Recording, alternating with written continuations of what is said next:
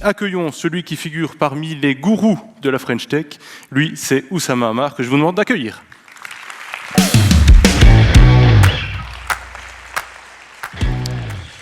Bonjour, merci pour cette invitation. Je suis très heureux de revenir au Luxembourg. Alors, comme il a été dit, je dirige une société qui s'appelle The Family. The Family, on fait ça maintenant depuis 7 ans. On est à Londres, Paris, Berlin et Bruxelles depuis pas longtemps. On a préféré Bruxelles au Luxembourg, je suis désolé, comme première implémentation dans le coin. Depuis 7 ans, on accompagne des startups et on apprend plein de choses sur ce qui fait être entrepreneur. Et je pense que ce soir, ce qui est important pour vous, c'est que je partage avec vous les quelques leçons qu'on a apprises au cours de ces 7 dernières années. Alors, la plupart de ces leçons, elles sont contre-intuitives, au sens où souvent, elles choquent l'image qu'on se fait des entrepreneurs, et pour une raison assez simple, c'est qu'on a une vision très romantique de ce qu'est l'entrepreneuriat. L'entrepreneuriat, c'est surtout raconté par des gens qui n'ont jamais été entrepreneurs. C'est un peu une caractéristique de tout ce qui est nouveau. C'est souvent mystérieux, c'est souvent storytellé, et évidemment, c'est un peu comme la politique et les saucisses, il ne faut pas trop raconter les détails, sinon ça dégoûte. Pourtant, les startups, c'est un phénomène qui est global. Maintenant, tout le monde veut devenir entrepreneur. Moi, je l'ai vu au cours de ma vie. Quand j'avais 16 ans et que je disais à mon beau-père de l'époque que j'étais entrepreneur, il me disait « Je sais, c'est tellement dur de trouver un travail. » Et aujourd'hui, il regrette que je ne suis plus avec sa fille. Donc, il se passe des vrais changements dans la société. Tout le monde a envie que son enfant devienne entrepreneur. Les entrepreneurs ont des statuts un peu de rockstar, avec tous les excès des rockstars. Par exemple, on l'a vu avec le CEO de WeWork, qui est un feuilleton à lui-même, qui va sans doute gagner plus d'argent sur le film fait sur lui que l'EBITDA que WeWork ne générera jamais. Donc les startups, c'est mystérieux, parce que de l'extérieur, on a l'impression que c'est dirigé par des gens fous qui ne savent pas ce qu'ils font et qui prennent des décisions irrationnelles. Évidemment, le diable est dans les détails, les gens sont rarement irrationnels. Il faut juste comprendre quelle est la structure des intérêts et qu'est-ce qui amène les gens à faire des startups. Alors déjà, à la base de tout, il y a un entrepreneur et pas des idées. La vision romantique qu'on a de la startup, c'est que tout démarre avec quelqu'un qui a une idée. Alors moi, il y a ce proverbe de Picasso que j'aime beaucoup, c'est les grands artistes copient, les génies volent. Et c'est un peu la même chose avec les entrepreneurs. Les grands entrepreneurs copient, les génies volent. Au sens où, quand vous êtes entrepreneur, vous vous appropriez les idées des autres et vous en faites votre idée. Souvent, avoir une idée, c'est pas très intéressant. La réalité est toujours très dure avec les idées. La probabilité d'avoir une idée qui est juste du premier coup est pratiquement de zéro. Et de ce point de vue-là, un entrepreneur se rapproche beaucoup plus d'un artisan que d'un scientifique ou d'un chercheur ou d'un homme Eureka qui trouverait une vision et qui n'aurait plus qu'à l'appliquer. D'ailleurs, si vous regardez pourquoi on a une telle vision romantique de l'entrepreneuriat, c'est sans doute parce que le cinéma a beaucoup de mal à représenter le process entrepreneurial. Si vous regardez des films comme Le Founder ou The Social Network, ou etc., c'est toujours des gens qui écrivent des formules mathématiques sur un tableau en ayant l'air très profond et en se disant « voilà, ça va devenir un business ». Évidemment, si on montrait la vraie vie des entrepreneurs à coder 18 heures par jour en mangeant des ramen, ça serait beaucoup moins cinématographique et beaucoup moins intéressant. Alors, à la base de tout, il y a un entrepreneur et cet entrepreneur, il a des motivations. Il faut comprendre les motivations profondes de pourquoi les gens deviennent entrepreneurs.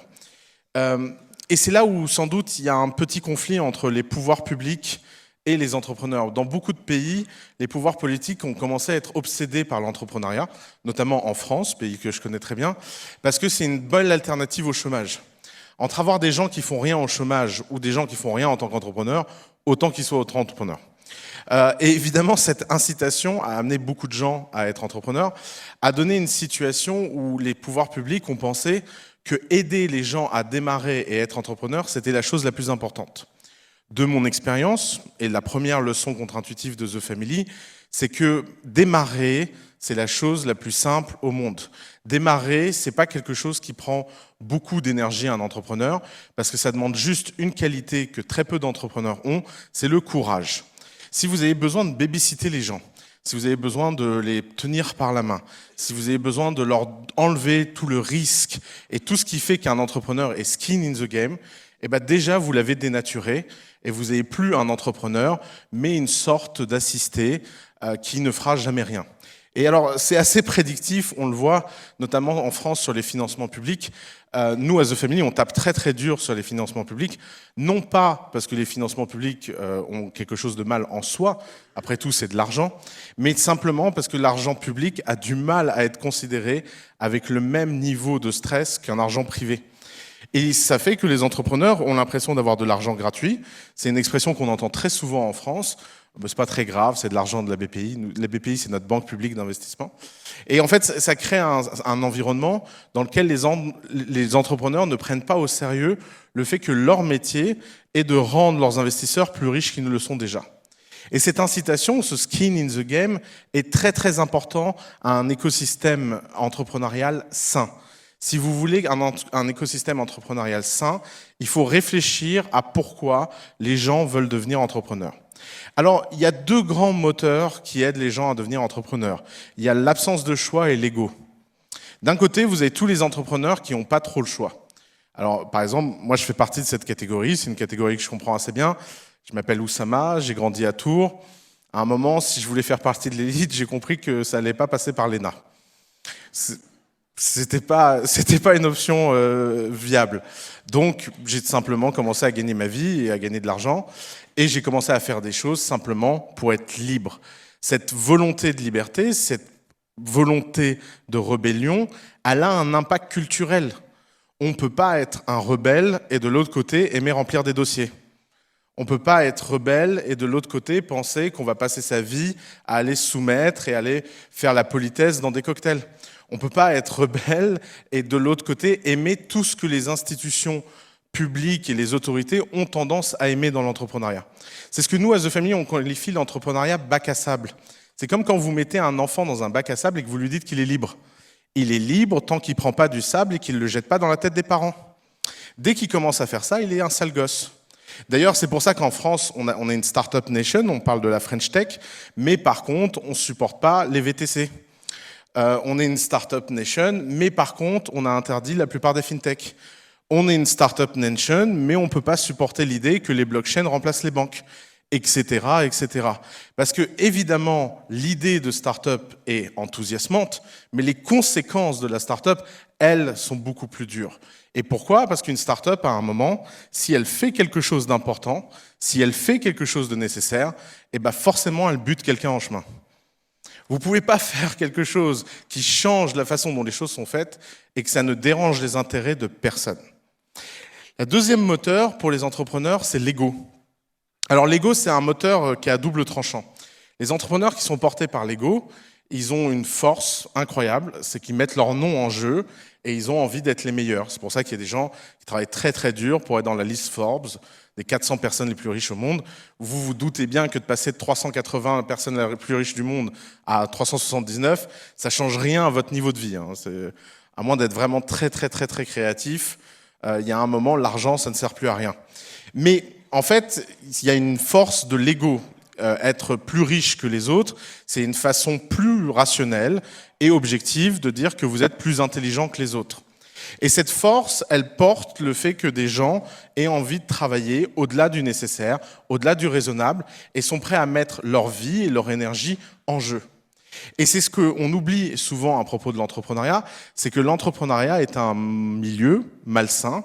Malsain dans le sens où l'effort nécessaire à créer quelque chose de zéro dépasse très souvent de loin le prix que les gens sont prêts à payer. Et c'est finalement ça le sujet à propos de l'entrepreneuriat.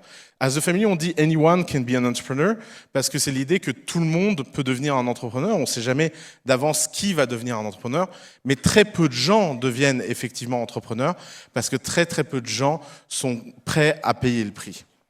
Alors, la deuxième chose qui porte l'entrepreneuriat dans notre monde, c'est le fait qu'à peu près tout ce que les entrepreneurs ont besoin sont en train de devenir des commodités.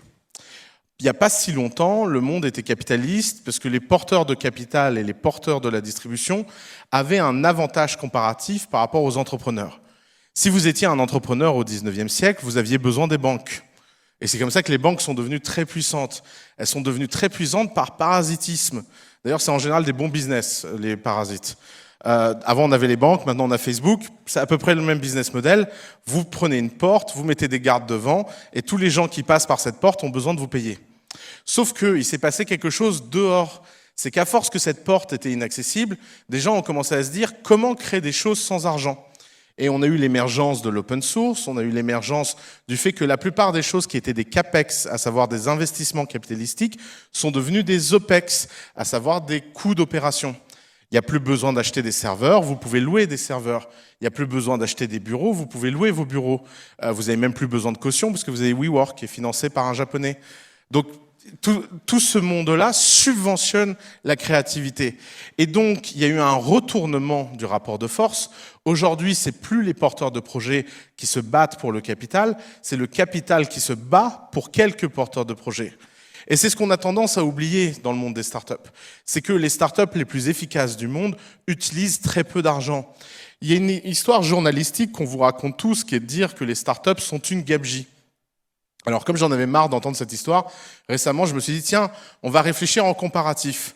Par exemple, si vous prenez tout l'argent investi dans les startups dans un an, et que vous regardez combien ça représente du PIB américain, ça représente 0,2% du PIB américain. Le private equity représente 17,8% du PIB américain. Les sociétés tech représentent 23% du PIB américain. Donc 0,2% du PIB en investissement représente 23% de la richesse créée aux États-Unis. Et ce qui fait la différence, c'est donc pas le capital. Alors évidemment, on entend que des entreprises comme Uber ou Square ou Google lèvent beaucoup d'argent.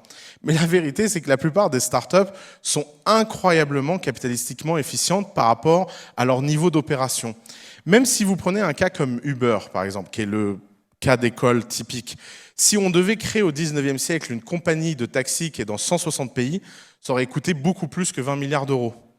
20 milliards d'euros, c'est pas grand-chose comparé à la somme des investissements pour créer des compagnies de taxi dans plus de 160 pays.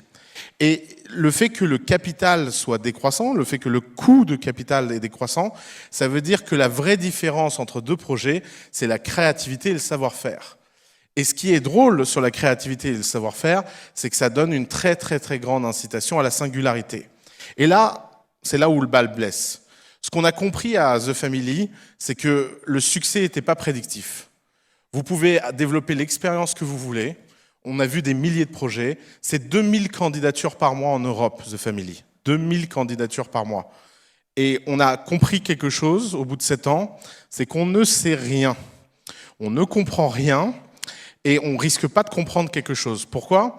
Parce que les startups sont toujours des surprises. Ce qui marche dans une startup, c'est ce qui étonne. Si vous prenez le top 20 de The Family, dedans, il doit y avoir 19 startups où franchement, on se demande pourquoi ça marche. Alors si vous prenez les 20 startups qui ont fait faillite de façon la plus spectaculaire, je suis sûr que mon équipe trouve que 18 d'entre elles auraient dû survivre. Pourquoi ? Parce que les startups sont contre-intuitives non seulement dans la méthode, mais aussi par nature. Souvent, la part de chance, la distance entre le succès et l'échec est extrêmement mince dans les startups. Ce qui veut dire quoi ? Ce qui veut dire qu'on a besoin de laisser aux startups de la liberté, de l'espace. On a besoin de laisser les entrepreneurs pouvoir exprimer leur absurdité. On a besoin de ne pas les juger trop vite. On a besoin de créer un environnement qui ne soit pas consensuel. En clair, un environnement qui ne fonctionne surtout pas par comité et encore moins par sélection. La seule chose qui fonctionne, c'est le test et de tester les choses les plus étonnantes pour voir comment le marché fonctionne. D'ailleurs, vous pouvez faire le test tout simplement. Moi, j'aime bien prendre l'exemple de Wikipédia. Imaginez-vous 6 mois avant l'existence de Wikipédia et quelqu'un vient vous dire et vous explique que bientôt, une encyclopédie va apparaître spontanément sur Internet. Elle va être écrite par des milliers d'amateurs gratuitement et elle sera plus fiable que n'importe quelle encyclopédie jamais créée dans l'histoire humaine. Si vous me dites « Ah oui, évidemment, c'est logique », bah, vous êtes soit menteur, soit fou, ce qui, dans les deux cas, peut aider dans les startups. Mais vous aurez beaucoup de mal à faire ce genre de prédiction de façon systématique.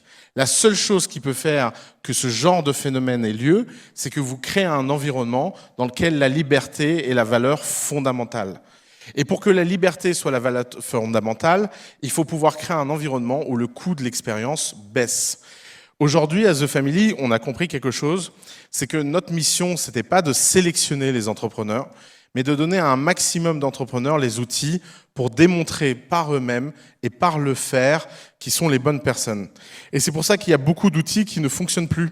Le business plan, ça fonctionne pas parce que c'est un exercice intellectuel et c'est pas un exercice de pratique, alors que le prototypage, lui, est en train de gagner. Et la vraie séparation dans ce monde, elle n'est plus entre les gens qui pensent des business plans et qui sont créatifs par les idées, mais elle est entre les gens qui sont capables de faire et d'apprendre tout ce qu'ils ont besoin d'apprendre pour réaliser leur projet. Merci beaucoup.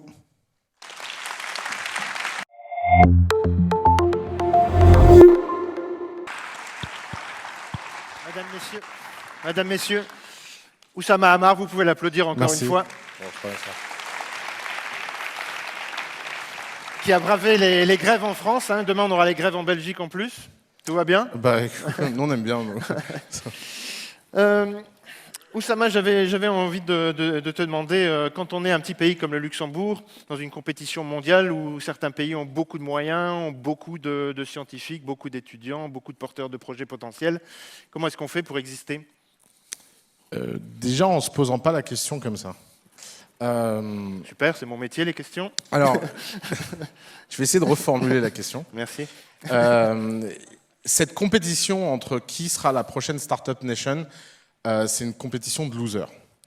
Et c'est une compétition de losers parce qu'il n'y a pas de jury qui va remettre une médaille à qui que ce soit. Et ça, c'est souvent le cas des fausses compétitions. Les gens ont l'impression de se comparer sur des indicateurs qui, en fait, ne font aucun sens parce qu'ils n'existent que pour les gens qui ont créé ces incubateurs.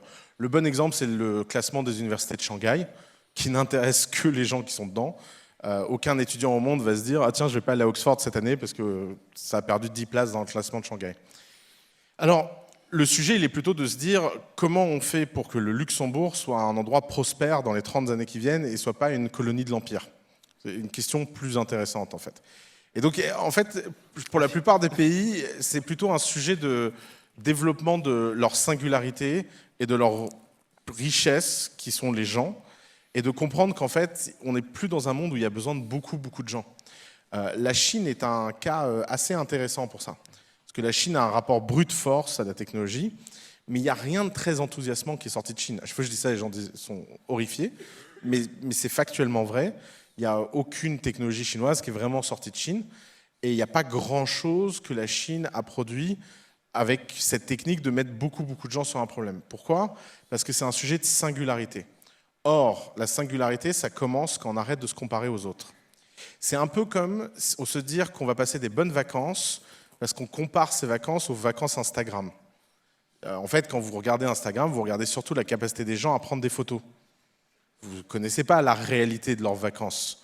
Ben, c'est un peu la même chose quand vous réfléchissez en termes de Startup Nation. C'est que vous regardez surtout la capacité des pays à se marketer, pas à faire que les gens soient prospères et heureux. Je lisais, avant que tu viennes, je relisais une interview que tu as donnée à l'Écho cet été à propos de ton installation en Belgique. Une interview qui était quand même assez dure pour l'écosystème belge, puisque grosso modo, tu disais les startups belges, c'est rien du tout. Et surtout, ce qui est plus intéressant dans la question de la singularité, c'est les pouvoirs publics ne doivent pas accompagner le mouvement, ils doivent plutôt rester à l'extérieur de ça. Du coup, comment est-ce qu'on fait à la fois pour favoriser la singularité en laissant les gens se débrouiller tout seuls dans leur coin ou Alors justement, j'imagine bien que c'est un discours qui ne va pas du tout être entendu ici. Vous avez dans un pays où le gouvernement fonctionne plutôt bien, donc vous n'êtes pas dans un pays comme la France où chaque fois que le gouvernement fait un truc, il y a un type qui se jette par la fenêtre. Mais malgré tout, méfiez-vous des illusions d'efficacité. Si je peux vous donner un conseil, c'est qu'en fait, par définition, une institution publique doit représenter tout le monde. Et c'est normal, quand on est une institution publique, de réfléchir en termes d'inclusion. Moi, j'ai une chance extraordinaire, c'est que je suis une institution privée, et donc j'ai le droit de réfléchir en termes d'exclusion. Moi, mon boulot, c'est de rejeter les gens, c'est pas d'aider les gens. Mon boulot, c'est qu'il y a des milliers de gens qui veulent nous rejoindre, et je veux en sélectionner quelques-uns. Alors Dieu merci, la société ne fonctionne pas comme ça. C'est pas le rôle d'un gouvernement de fonctionner comme ça. Et c'est pour ça que je pense que le rôle d'un gouvernement doit être plutôt de créer les conditions de l'émergence des startups que de s'exprimer sur la sélection des startups en elles-mêmes. Donc c'est pour ça que je me méfie souvent des pouvoirs publics, parce que le problème des pouvoirs publics, c'est qu'ils sont holistiques par nature, parce que dès qu'ils commencent à s'occuper d'un sujet, ils ont envie de tout faire, et notamment parce qu'ils ont beaucoup de pouvoir, et ils ont l'impression de bien faire. D'ailleurs, les gens prennent toujours très mal quand je dis ça, parce que les gens se disent « mais pourquoi ils m'insultent ?» Mais en fait, c'est un sujet de nature. Si vous travaillez dans un gouvernement, si vous êtes fonctionnaire, je suis désolé de vous le dire, mais vous ne savez pas ce qu'est le risque. Mais c'est pas grave, c'est pas contre vous.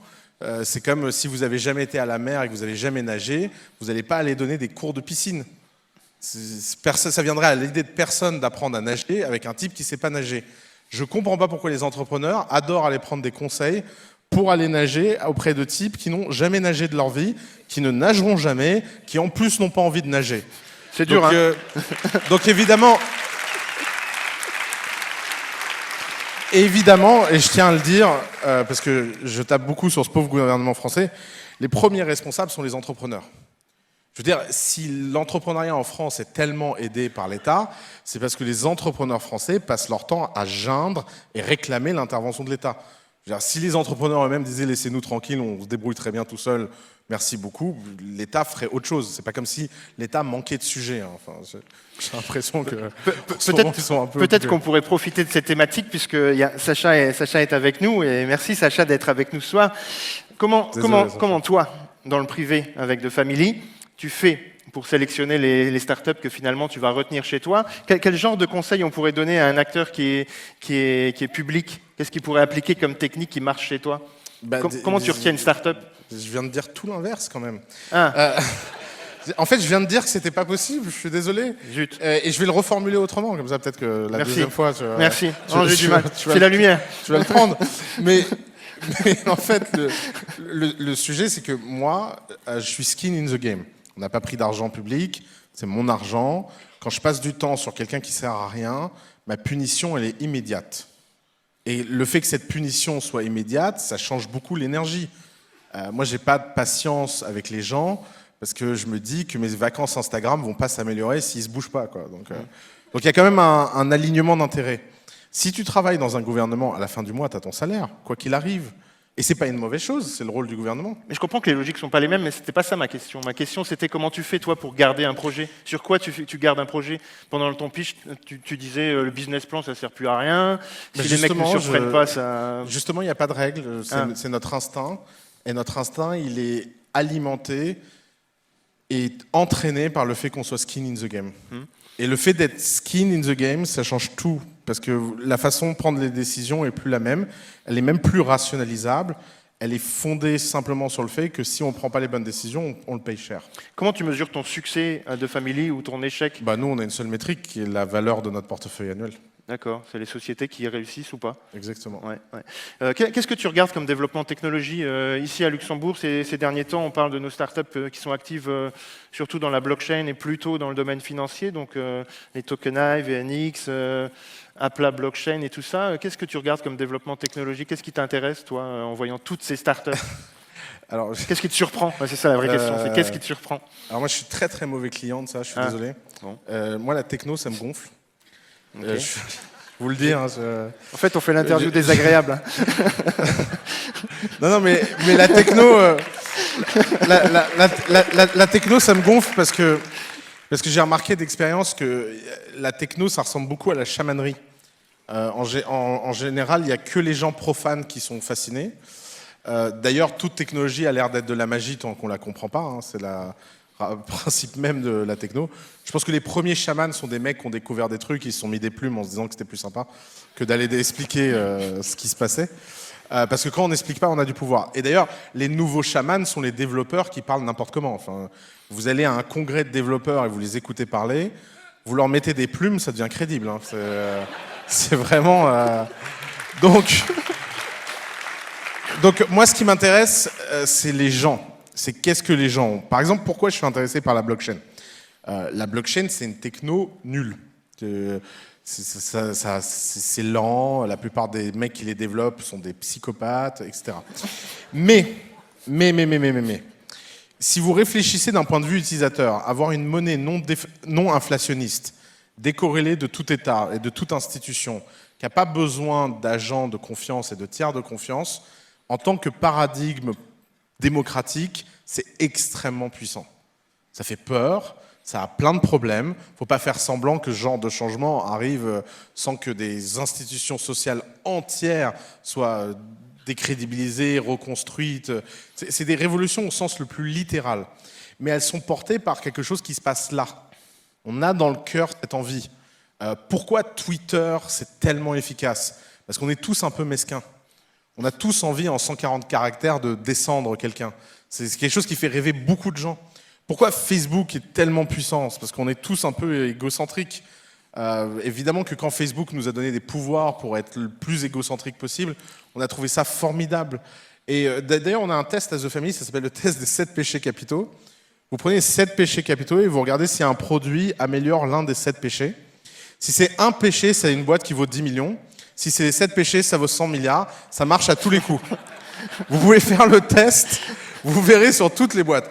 Alors évidemment, c'est pour ça qu'il faut éduquer les gens. C'est pour ça que je pense que les entrepreneurs, quand on demande à Facebook d'aller sauver la planète, c'est stupide. Facebook va sauver personne. Ce qui va sauver les gens des fake news, c'est que les gens soient moins idiots.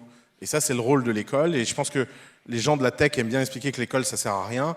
Je vous assure que l'école, ça sert à quelque chose. Vous allez voir, quand massivement les gens vont plus aller à l'école, on va vite le regretter, cette transition-là.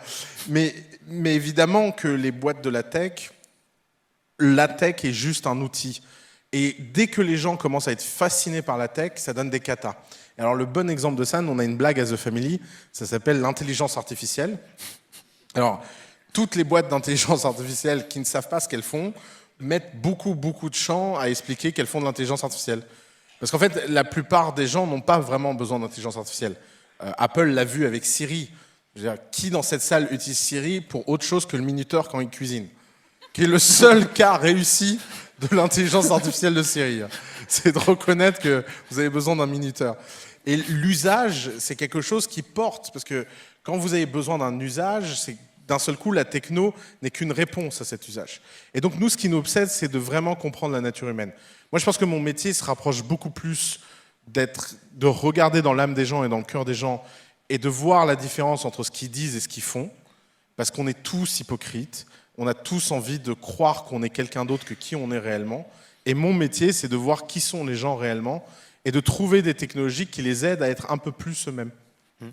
Quelle est la start-up ou le projet qui n'est pas dans ton portefeuille et tu te dis merde, ça j'aurais voulu l'avoir? Il y en a tellement, mais ça c'est vraiment une comme ça pour qu'on comprenne un peu le genre de truc qui te fait kiffer, quoi. Nous, qu'est-ce qu'on a raté? Alors moi, il y a longtemps, j'ai raté Uber. Du coup, tu viens en train. Voilà, d'ailleurs, c'est pour ça que je suis là aujourd'hui. Si j'avais investi 50 000 € dans le premier tour d'Uber, ça vaudrait 5 milliards. Je peux vous dire, je ne viendrais pas parler ici si je valais 5 milliards. Non, je rigole, je viendrai quand même. La boîte récente qu'on a eu le plus gros regret, c'est une boîte qui s'appelle Vodou, dans les jeux vidéo, en France. En plus, qui a été fondée par un ami à moi, donc c'est vraiment... Des fois, on est bête quand même. Mais je lui dis que franchement, les jeux vidéo, je comprenais rien.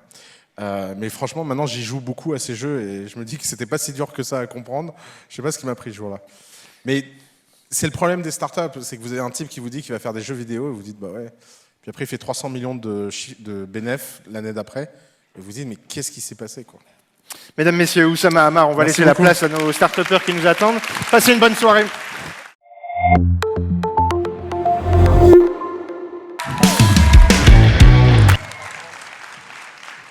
Good afternoon, everyone. My name is Ilana De Villers, and I'm the founder of F4A. So food waste, a triple threat for the environment, the economy, and society. Did you actually know that we are spending more than 900 billion directly in a bin per year? And that on the other hand, we have a growing community of people that cannot even eat on a daily basis? Don't you think it's alarming? Well, this is why we have decided to tackle mass consumption to transform it into qualitative consumption on a supermarket level. They generate more than 700,000 billions of revenues per year and not necessary to eat on a daily basis. So here it is, F4A, a 360 tech-degree solution fighting food waste on a supermarket level, enabling full digitalization. So the question is, what is our mission? We have a B2B2C mission. On one hand, we provide a software for stock optimization and increase the profitability of square meters. On the other hand, we offer a free app, your best friend, to grocery shop on a daily basis. So the software, based on artificial intelligence, sorry for that, we are enabling to cut all the costs for supermarket by providing direct sales, see the consumer pass, CSR reports, and all of great features. The other hand is an app that is free for consumers to download. One app downloaded equals one tree planted. Please download the app tonight.